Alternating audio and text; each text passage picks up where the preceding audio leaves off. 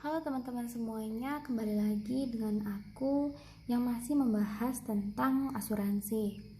Karena asuransi kebanyakan merupakan investasi, tentu ada saja risiko yang mengintai. Jadi apa itu risiko dalam asuransi? Ayo kita bahas. Simak terus ya videonya. Kebanyakan orang masih bingung, apa itu risiko dalam asuransi?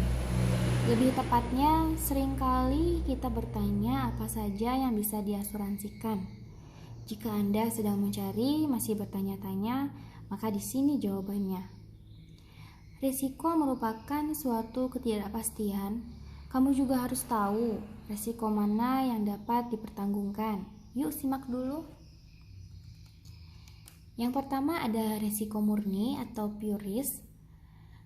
Bila suatu hal terjadi, pasti menimbulkan kerugian, dan apabila tidak terjadi, maka tidak akan menimbulkan kerugian maupun tidak akan menimbulkan keuntungan. Contohnya, kebakaran atau kecelakaan.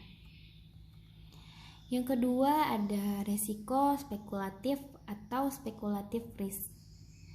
Mengandung dua kemungkinan jika peristiwa yang dianggap risiko tersebut benar-benar terjadi.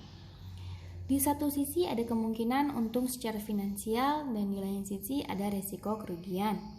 Contohnya investasi saham.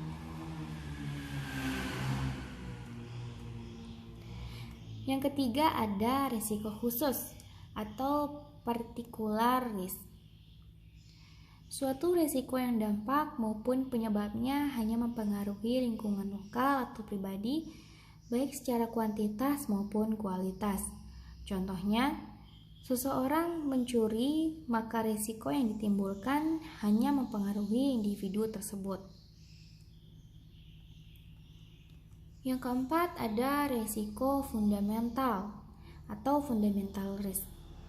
Kebalikan dari risiko khusus, risiko fundamental akan menimbulkan dampak yang sangat luas. Contohnya bencana alam, seperti banjir mungkin atau gunung meletus. Yang kelima ada risiko individu atau individual risk. Risiko individu adalah berbagai macam kemungkinan yang terjadi di kehidupan sehari-hari yang dapat mempengaruhi kapasitas finansial seseorang, harta kekayaan maupun risiko tanggung jawab.